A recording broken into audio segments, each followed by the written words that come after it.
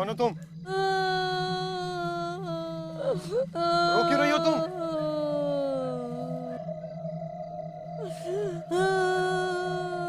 क्या हुआ तुम्हें?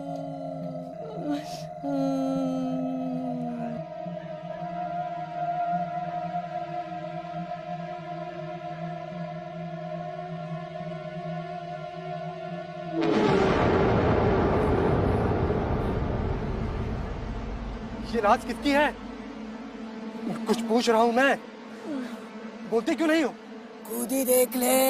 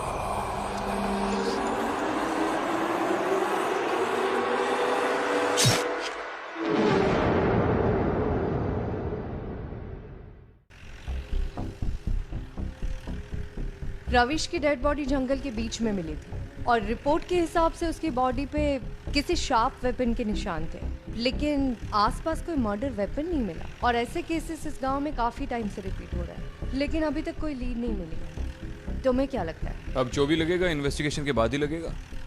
वैसे मैं सोच रहा हूँ शहर वापस जाकर ऐसी एक जीप खरीद लूँ, बड़ा मजा आता है ये चलाने में, सच्ची।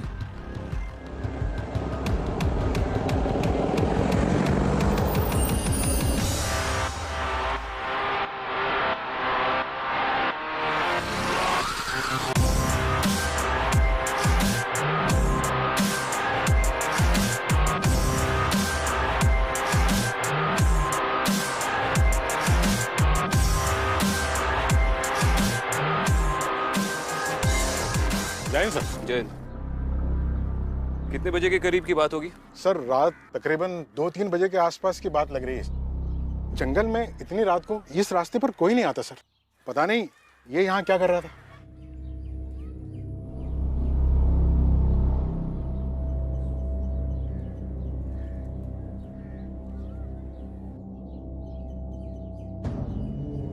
यहाँ से कुछ मिला था? नहीं मैडम, यहाँ से तो कुछ नहीं मिला था। रॉबरी या आपसी दुश्मनी कुछ भी? नहीं सर, ऐसा कुछ तो दिखाई नहीं पड़ रहा, क्योंकि उसका पर्स और बाकी सब सामान उसके जेब में ही था। एक काम करते, सबसे पहले रविश के घर से छानबीन शुरू करते। ठीक है।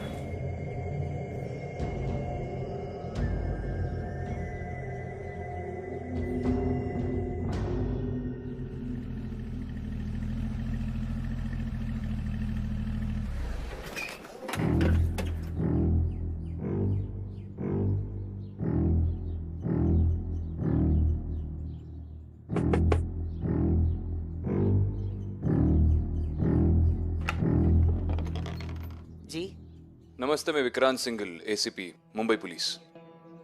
आपसे रविश की मौत के बारे में थोड़ी बात करनी है। जी साहब, आइए। आपके लिए मैं पानी। जी नहीं, ठीक है, आप बैठिए ना, बस थोड़ी देर बात करनी है। जी। उस घटना के बारे में जरा बताइए प्लीज।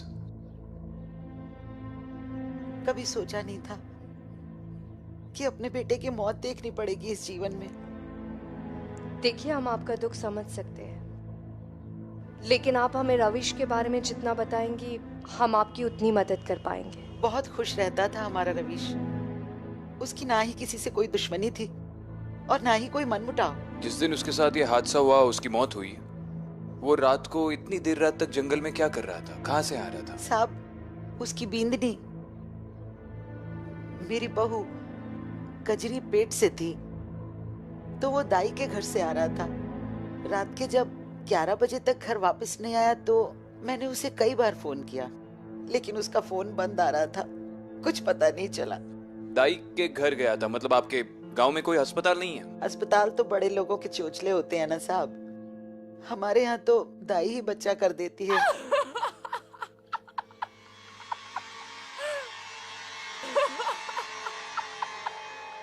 घर में और भी कोई है? वही है साहब, कजरी।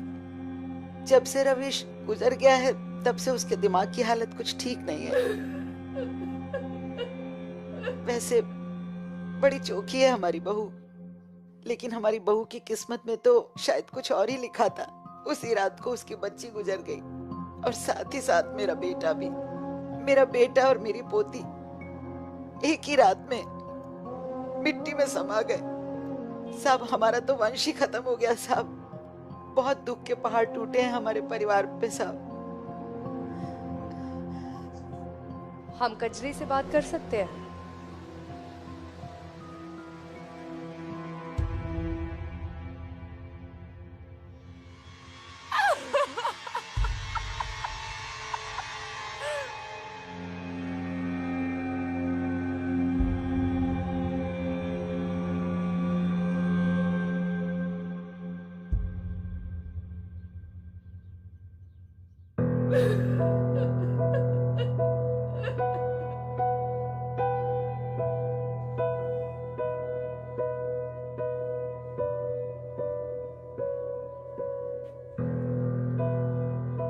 कजरी, हम लोग पुलिस है।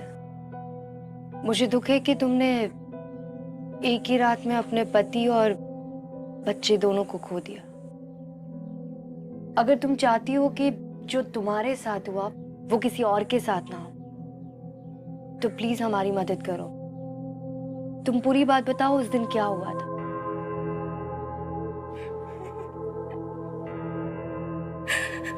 मेरे साथ ये देखो मेरी तीसरी बच्ची भी मर गई मेरे साथ। तीसरी? मेरी फूल सी बच्ची है मेरे साथ। देखो ये पैदा होते ही इस दुनिया से चली गई मेरे साथ।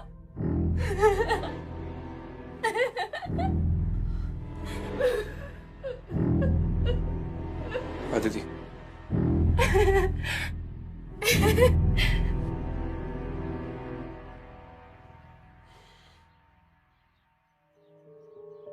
आपने हमें पहले क्यों नहीं बताया कि कजरी के इससे पहले भी 2 बच्चे मर चुके हैं? जी वो 2 कमजोरी से मर गई थी और ये तो मरी हुई पैदा हुई। कमजोरी से? जी ठीक है, आप हमें उस दाई का एड्रेस दे दीजिए, हम उन्हीं से पता कर लेंगे। रविश रात 12 बजे यहाँ से निकला। उस वक्त मैं यहीं पे थी। हमने सुना कि उसकी बच्ची मरी हुई पैदा हुई थी। हाँ, कजरी की बच्ची बहुत ही कमजोर थी। मैंने बहुत कोशिश की लेकिन कोई फायदा नहीं हुआ। इस बात से रविश को काफी सदमा पहुंचा होगा। उसका रवैया कैसा था? बहुत ही सीधा साधा आदमी था। 9 महीने अपनी बीवी की बहुत सेवा की, खाना पीना घर का काम सब में मदद करता था। लेकिन जब उसे पता चला तो बहुत दुखी हो गया। मैंने उसे घर भेज दिया। बच्ची की मौत का कारण क्या था? बहुत कमजोर थी बच्ची। मैंने उसमें जान डालने की बहुत कोशिश की, लेकिन ऊपर वाले की इच्छा क्या की किसका क्या चलता है। एक और बात, इस गांव के ज्यादातर बच्चे आप ही करती है। इतने सारे बच्चों के मरने से अच्छा है कि आप लोग उन्हें हॉस्पिटल ले जाए। अरे कैसी बात करते हैं आप? अरे 50 साल से ये काम कर रही हूँ मैं। लोग कहते हैं मुझ पर भगवान का आशीर्वाद है, भगवान का हाथ है। और ये बड़े बड़े अस्पताल बस लोगों से पैसा छीनने का काम करते हैं। किसी से भी पूछ लो, मैं कभी भी अपने काम में लापरवाही नहीं करती। अब ऊपर वाले की ही मर्जी नहीं है तो मैं क्या करती। ठीक है, दोबारा जरूरत पड़ी तो आएंगे। जयराम जी की।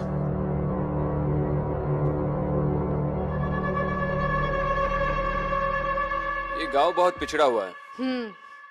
आज भी गांव में लोग हॉस्पिटल की जगह दाई के पास जाते हैं। वहां जंगल में रविश मर गया और यहाँ पर उसकी बच्ची मर गई उसी रात। तुम्हें इन दोनों डेथ्स में कोई ताल्लुक लग रहा है? ताल्लुक हो सकता है, लेकिन जंगल में बाकी डेड बॉडीज भी तो इसी तरह से मिली है। उन सारी डेथ्स में और रविश के डेथ में तो ताल्लुक है ही, लेकिन एक बात तो तय है, इस बच्ची की मौत कमजोरी की वजह से नहीं हुई। हमें सारे केसेस में कॉमन लिंक ढूंढनी चाहिए।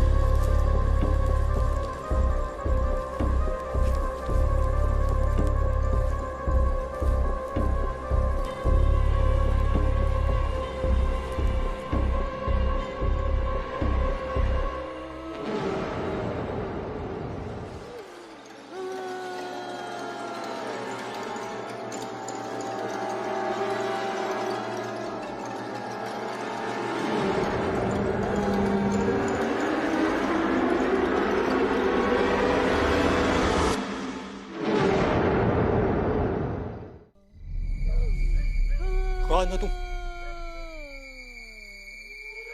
यहाँ क्या कर रही हो इस वक्त?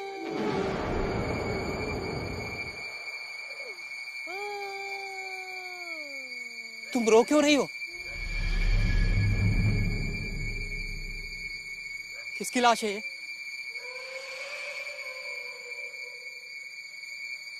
कौन मर गया? खुद ही देख ले।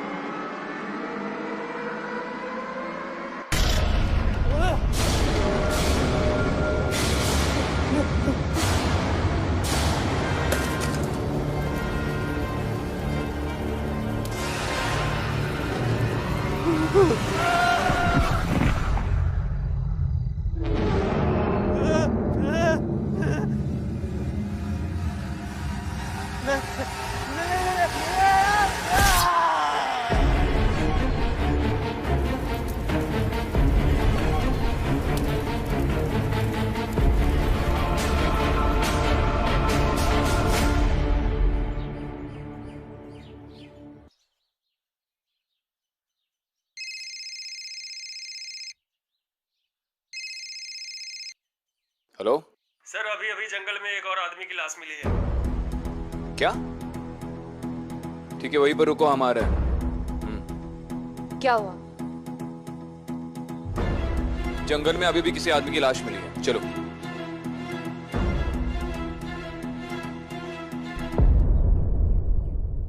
उसी तरह के घाव हैं।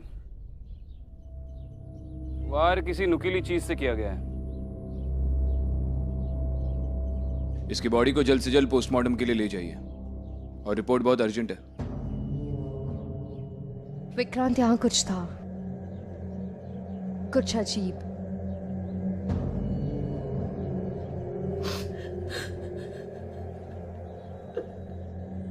ये कौन है? सर, इन्होंने बॉडी को आइडेंटिफाई किया है। इनका कहना है कि मरने वाला इनका भाई सुनीत है। नाम क्या है आपका? बरखा। भाई था ये आपका? हाँ सर। आपके साथ ही रहता था? नहीं सर, ये पास ही के गांव में रहता था। ये मुझसे ही मिलने आ रहा था। कल शाम को बात भी हुई थी मेरी, तो सारी रात नहीं आया सर। सुबह यहाँ जंगल में और कौन कौन रहता था इसके घर में? इसकी पत्नी कोमल। तो वो इसकी बॉडी क्लेम करने के लिए नहीं आई? सर हमने इन्फॉर्म कर दिया लेकिन अभी तक कोई नहीं आया।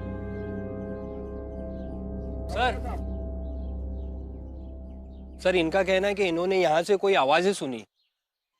क्या सुना था तुमने? मैडम, मैंने यहाँ पर किसी औरत के जोर जोर से रोने की आवाज़ें सुनी थी। बाद में मैंने यहाँ पर आकर देखा तो ये आदमी यहाँ पर मरा पड़ा हुआ था। कौन थी वो औरत? देखा था तुमने उसे? वो काली साड़ी वाली औरत। काली साड़ी में औरत? उसका चेहरा ठीक से देखा तुमने? नहीं, एक बात अलग थी कि उसके पैरों में बहुत बड़े बड़े कड़े थे। ठीक है, इसका स्टेटमेंट रिकॉर्ड कर लो।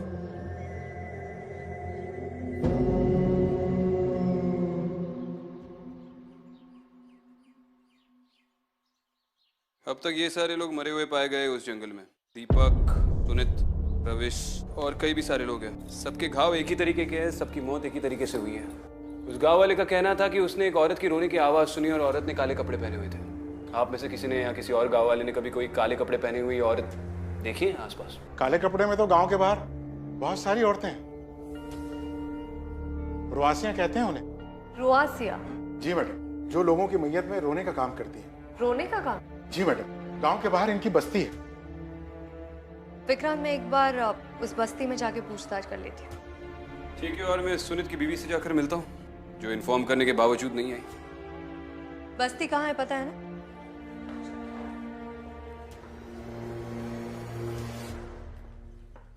ये सुनित के घर का एड्रेस है तुम्हारे पास? यस। गाड़ी निकलवा।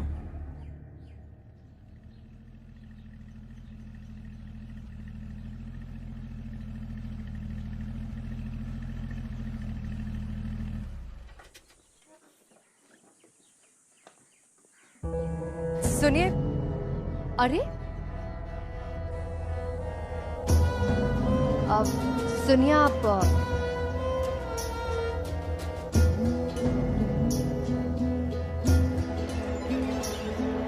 आपसे बात।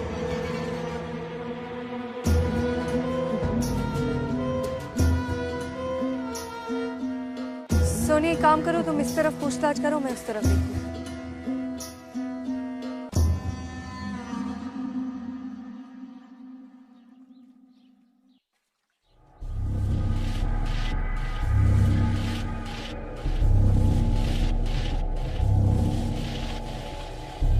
कोमल? हाँ बोलिए। मैं विक्रांत सिंघल, मुंबई पुलिस। बोलिए साहब। आपसे आपके पति सुनित की मौत के बारे में बात करनी है। क्या हुआ, आप हंस क्यों रही हैं? और आप उसकी बॉडी क्लेम करने के लिए क्यों नहीं गई? हैवान की मौत का खुशी किसी नहीं होती साहब, और जब वो मरा था ना तो मेरे दिल को बहुत खुशी हुई थी। कोई गम नहीं है मुझे। आपके पति के मौत से आपको खुशी हुई है? हाँ, उसने उसने उसने मेरी बच्ची के साथ। आपकी बच्ची के साथ क्या? उसने मेरी बच्ची को मार दिया साहब। उसने मेरी सुधा को मार दिया। वो कहते ना साहब, वंश चलाने के लिए बेटी नहीं बेटे की जरूरत होती है। वही किया उसने। बहुत गिड़गिड़ाई मैं उसके सामने, बहुत हाथ जोड़ी, मत कर ऐसा, पर नहीं माना। एक दिन मैं किसी काम से बाहर गई थी, घर आई तो देखा कि सुधा उठ नहीं रही है। बोलता है मर गई सुधा। मार दिया मेरी सुधा को। लेकिन ये बात आपने जाकर पुलिस में नहीं बताई? क्या बताऊं सर साहब, पुलिस में कौन सुनता है? पुलिस वाले तो यही बोलते हैं कि तुम्हारा घर का मामला है, तुम सुलझाओ। किससे बताऊं, कौन सुनता है हमारी? इसलिए उसके मरने का कोई अफसोस नहीं है। हम उसे खंदा मिला, वही बहुत बड़ी बात है उसके लिए। और कुछ पूछना है आपको?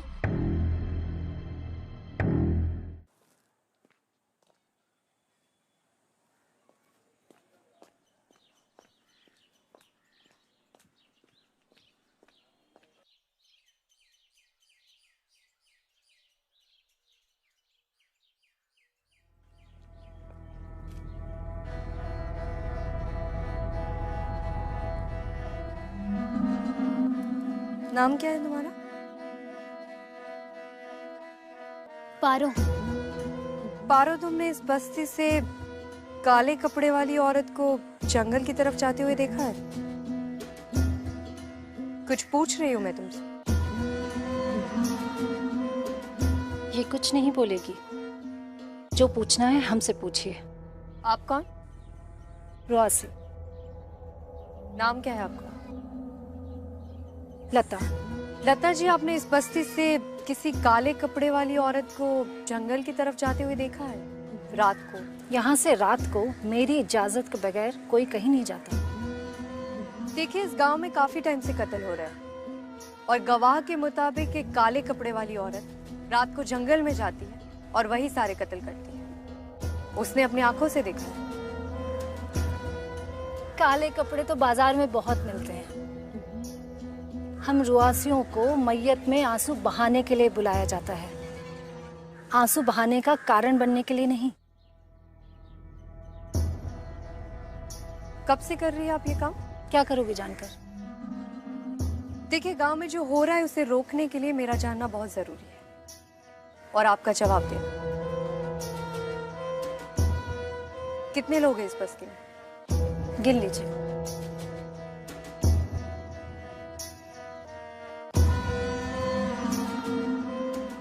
लता जी, आपके परिवार में या इस बस्ती में कभी किसी के साथ कोई घटना हुई थी या किसी के साथ कुछ गलत हुआ हो?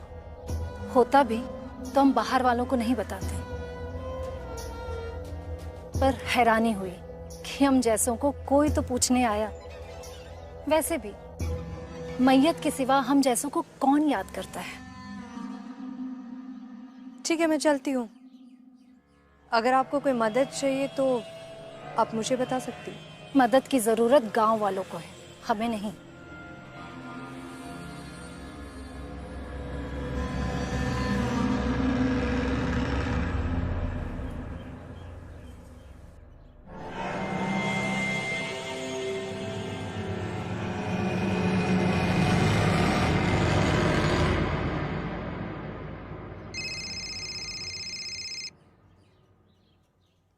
हाँ दीदी।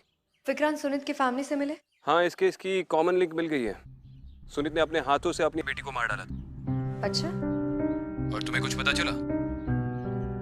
हाँ, उस बस्ती में मैं एक औरत से मिली, लता नाम था। जब मैंने उससे सवाल पूछे तो बहुत ही उल्टे सीधे जवाब देने लगी।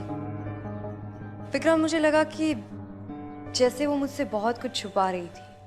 मैं एक काम करती हूँ, उस बस्ती के जितने भी पुरानी केसेस है उनकी फाइल्स निकलवाती हूँ। शायद कुछ ना कुछ पता चल जाए। ठीक है, मैं चौकी पे पहुंचता हूँ, मिलकर चेक करते हैं। ठीक है। Okay, C you.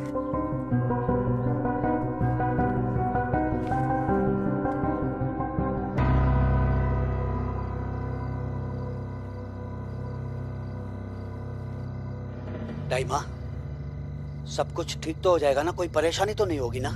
अरे निश्चिंत रहो, जितनी तेरी उम्र नहीं है ना उतने बच्चे पैदा करवाए हैं मैंने लोगों के, समझा? कुछ नहीं होगा। अरे गलती हो गई, माफ भी कर दीजिए।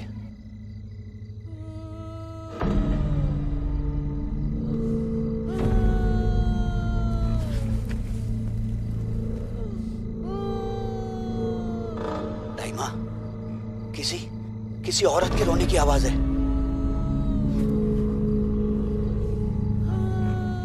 चल जल्दी जल्दी निकल, जल्दी निकल। संभल के। दाइमा, ये तो मेरी मोटरसाइकिल है।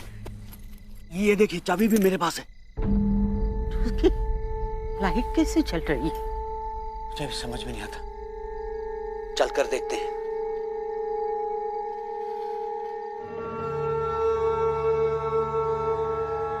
कौन है? कौन है वहां पर?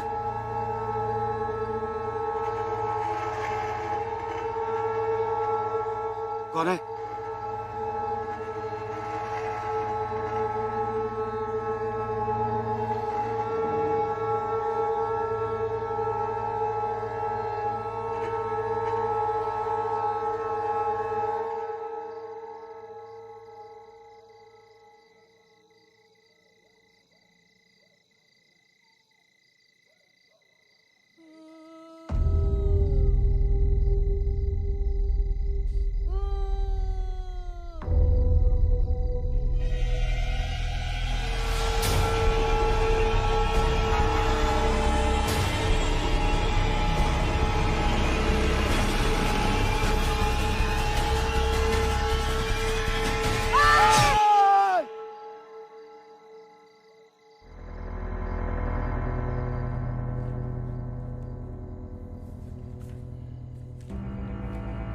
कांस्टेबल्स का कहना है कि हाल ही में इस बस्ती से किसी ने कंप्लेंट नहीं लिखवाई है। ये सारे के सारे पुराने केस फाइल्स हैं। सबसे लेटेस्ट केस जो अब तक मैंने देखा है उससे भी 5 साल से ऊपर हो गया।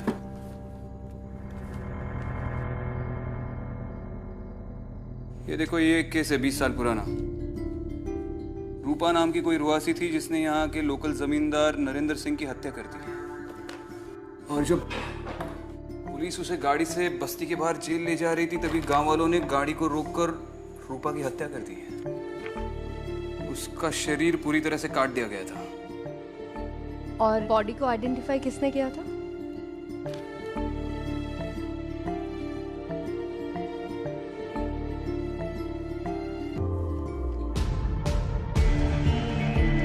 दत्ता।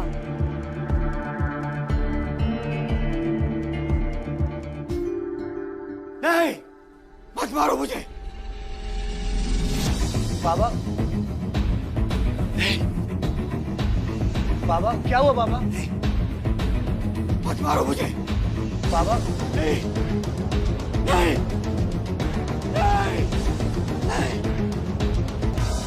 सर अभी अभी फोन आया है, जंगल में फिर से एक आदमी पर हमला हुआ है। एक और मर्डर? नहीं सर, वो जिंदा है, अपने घर पे है। चलो ठीक है, फटाफट गाड़ी निकालो। Okay sir.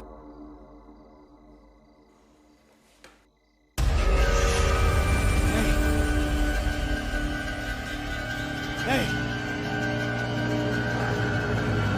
नहीं, मत मारो मुझे। नहीं, नहीं, नहीं, नहीं।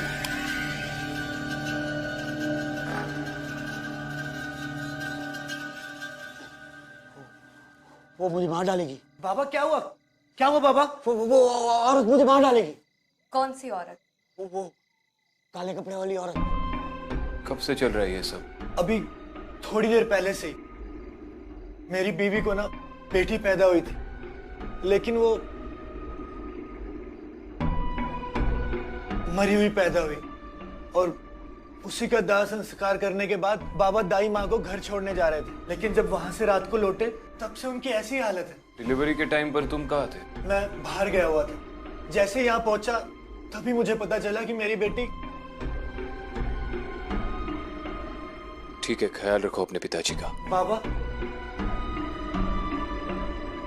अदिति, इसे बिल्कुल भी भनक नहीं लगनी चाहिए कि हम सब कुछ जानते हैं, लेकिन इसे अपने गुनाहों की सजा तो मिलनी ही चाहिए, और उस दाई को भी।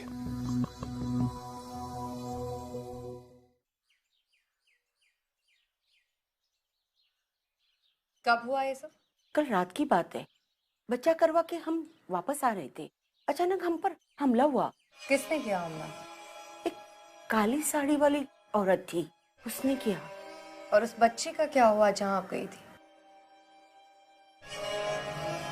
वो मरी हुई पैदा हुई। मरी हुई पैदा हुई? दाई माँ, आपके हाथों लड़कियां हमेशा मरी हुई क्यों पैदा होती हैं? क्या मतलब? मतलब रवीश की तीनों लड़कियां थी, तीनों मरी हुई, और कल रात को ये भी। अब तक कितनी लड़कियों की हत्या की है आपने? आप एक कैसी बात कर रहे हो? बात तो अब आपके साथ जेल में जाके होगी। देखिए दाई माँ, ये तो आप भी अच्छी तरह से जानती है कि झूठ बोलने से कोई फायदा नहीं होगा। सब मुझे माफ कर दीजिए, मुझे माफ कर दीजिए, मुझसे गलती हो गई। मैंने किसी को नहीं मारा, मारते तो बच्चों के घर वाले ही थे उन्हें। मैं सब बोल देती थी कि बच्ची मरी हुई पैदा हुई है। सब रवीश ने उसके 3 बच्चों को मार डाला। और संतोष ने? संतोष ने उसकी पोती को मार डाला। वो चाहता था उसको पोता हो जाए। सब मुझे बचा लो, सब मेरी कोई गलती नहीं कि मुझे बचा लो, सब बचा। जरूर फिक्र चाहिए इन्हें। सब मेरी कोई गलती नहीं कि मुझे, सब मुझे बचा लो, सब मुझे बचा लो। इसका मतलब है वही लोग मरते हैं जो अपनी बच्चियों को मारते हैं। ये सब क्यों मर रहे हैं ये तो समझ में आ गया, बस पता ये लगाना है कि ये सब कर कौन रहा है। ये बात तो उस बस्ती की हिस्ट्री जानने के बाद ही पता चलेगी। पर जो भी है, मुझे लगता है कि पारो का इन सब से कोई ना कोई ताल्लुक जरूर है।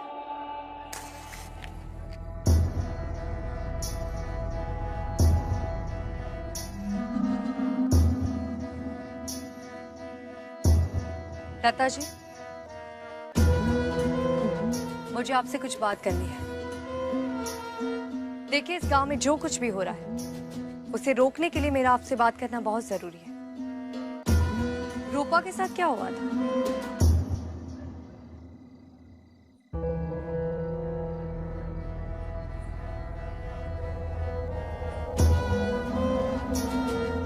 मुझे नहीं मालूम। पिछली बार भी आपने मुझसे जिस तरह से बात की थी उसी से मैं जान गई थी कि आप बहुत कुछ जानती हैं। रूपा की बॉडी आप ही ने आइडेंटिफाई की थी ना? देखिए, अभी तो मैं आपके साथ बहुत प्यार से बात कर रही हूँ। पुलिस की तरह बर्ताव करने के लिए मुझे मजबूर मत कीजिए। बताइए, क्या जानती है?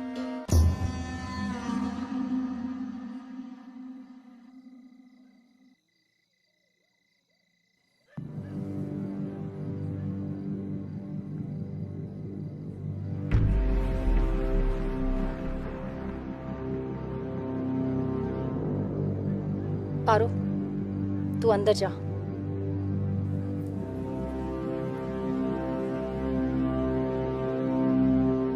बताइए। रूपा मेरी बहन थी। नरेंद्र सिंह नाम का एक जमींदार था। उसकी कोई औलाद नहीं थी और वो अपने वंश को आगे बढ़ाना चाहता था। नरेंद्र सिंह ने रूपा को देखा और फिर उसने अपने जाल में रूपा को फंसा लिया।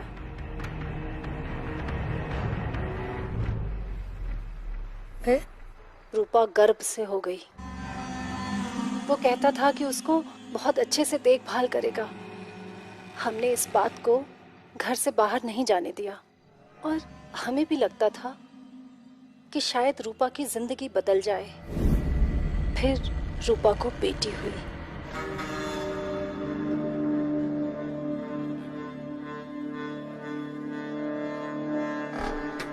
नरेंद्र सिंह अपनी बच्ची को जान से मारने के लिए खुद वहां आया। कहाँ लेके जा रहे हो मेरे बच्ची को? मेरी बेटी को मतलब? नहीं, मेरी बेटी को छोड़ो। मेरी बेटी। रूपा रोई, गिड़गिड़ाई, चिल्लाई, पर उसने उसकी एक नहीं सुनी और उस बच्ची को जमीन में जिंदा गाड़ दिया।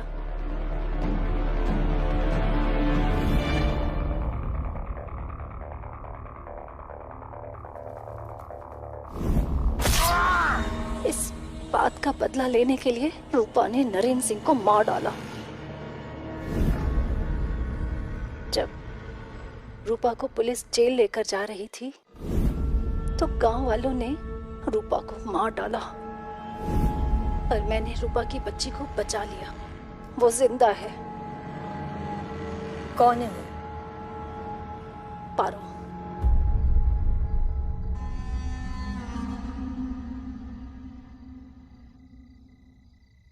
पारो रूपा की बेटी?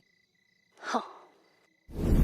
जब नरेंद्र सिंह ने अपनी बच्ची को जमीन में जिंदा गाड़ दिया तब मैं वहां किसी तरह पहुंची और उस बच्ची को बचाकर इस गांव से बहुत दूर लेकर चली गई। उसे वहीं पाला पोसा और सबको यही बताया कि ये मेरी बच्ची है। लेकिन फिर कुछ आर्थिक तंगी की वजह से इस गांव में हमें वापस आना पड़ा। लेकिन रूपा को अभी भी यही लगता है कि उसकी बेटी मर चुकी है, इसीलिए वो लोगों को मार रही है। उसकी आत्मा को शांति मिले इसलिए हमें एक बार उसे पारो को दिखाना बहुत जरूरी है। पर पारो को इसके बारे में कुछ भी मालूम नहीं। पारो को आपने ये सारी बातें नहीं बताई? नहीं।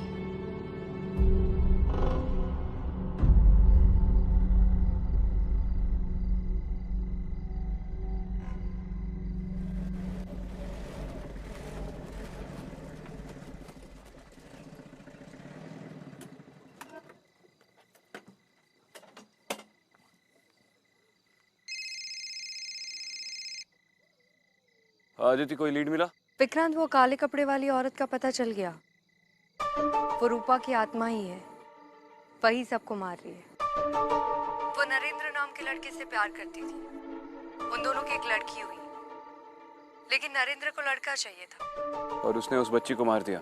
हाँ भी और ना भी। मतलब? जो गलतफहमी अभी तुम्हें हुई, उसी गलतफहमी में रूपा भी है।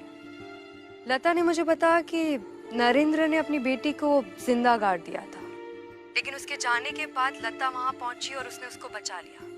वो अभी जिंदा है और वही पारो है। और जब तक ये पारो रूपा के सामने नहीं आती तब तक ये सिलसिला चलता रहेगा। एग्जैक्टली। इसका मतलब वो संतोष को भी मारने की कोशिश कर सकती है। मैं अभी संतोष के घर पर ही आया हूँ उससे बात करने। तुम एक काम करो कि जल्द से जल्द पारो को लेकर यहाँ पर संतोष के घर पे ही आ जाओ। ओके।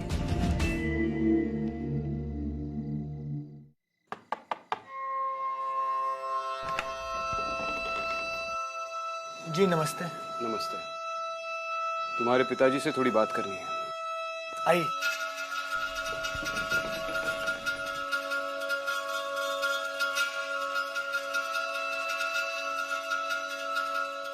क्या बात है, अभी भी डर लग रहा है कि वो औरत आकर आपको मार देगी? हाँ साहब, वो आएगी, वो जरूर मुझे मार डालेगी, जिंदा नहीं छोड़ेगी साहब। तो फिर संतोष जी बैठे बैठे ये भी क्यों नहीं सोच लेते कि आखिर वो औरत आपको क्यों मारना चाहती है? मतलब ऐसा क्या किया आपने कल रात को जिस वजह से उस औरत ने आप पे हमला किया? साहब हमने कुछ नहीं किया था, हम वो जंगल के रास्ते से आ रहे थे, बस अचानक कहां से वो सामने आ गई और हमारा ये हाल कर दिया। वो तो चाहती थी कि हम जान से मरे। वो सब तो मैं जानता हूँ, लेकिन क्या करके आप जंगल के रास्ते से आ रहे थे? ऐसा क्या किया आपने? नहीं वो हम तो बस पानी। शुक्रिया बाबा।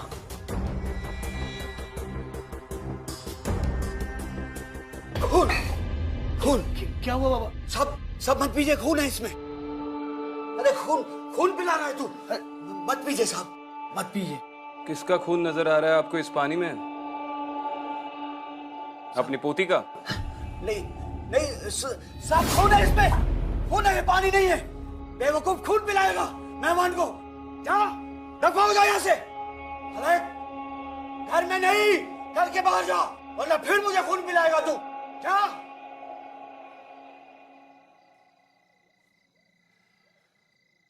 संतोष जी, तुम्हारी दाई माँ तो हवालात में चली गई और तुम भी अच्छी तरह से जानते हो कि मैं किस बारे में बात कर रहा हूं। सर यकीन मानिए, मैंने किसी को नहीं मारा। संतोष देख, तेरी उम्र का लिहाज कर रहा हूं, वरना तुझे इतना मारता कि दुनिया भर बेटी बचाओ का नारा लगाता फिरता तू। अपने पोती को मारा तूने। नहीं।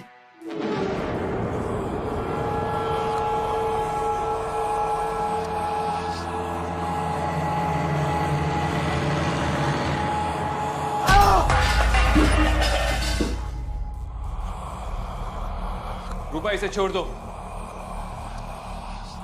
उसके किए की सजा इसे कानून देगा।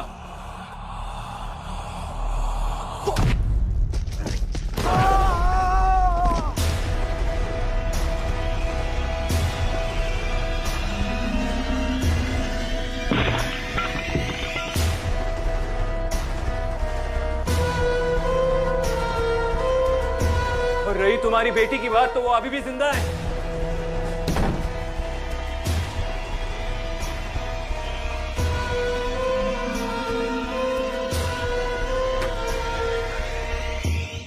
रुक जा रूपा। रूपा, तुम्हारी बेटी जिंदा है।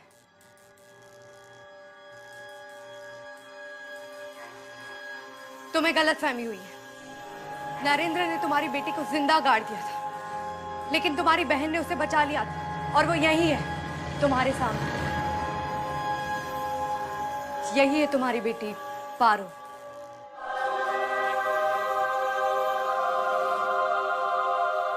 पारो,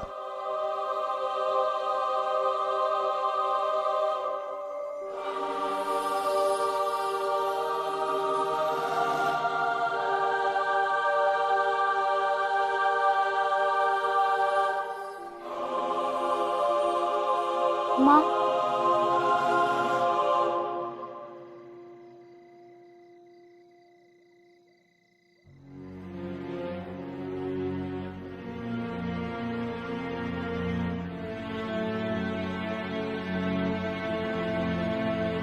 पारो, हो सके तो लता को माफ कर दे। उसने जो कुछ भी किया है तुम्हारी भलाई के लिए किया है।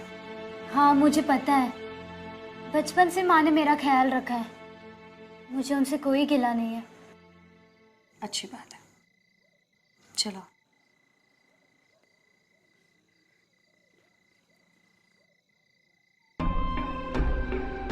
वो औरत मुझे मार डालेगी, ये औरत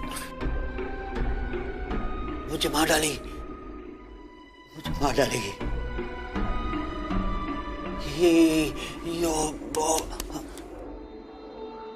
चली गई। तुम भी चलो। रूपा से तो बच गए, लेकिन पुलिस के डंडों से नहीं बच पाओगे। चल।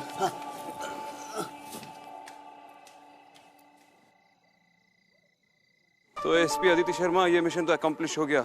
अब अगले मिशन पे जाने के लिए तैयार हो? कौन सा? ऐसी एक जीप खरीदनी है मुझे। ढूंढने में मदद तो करोगी ना? चले। मदद तो करनी पड़ेगी तुम्हें।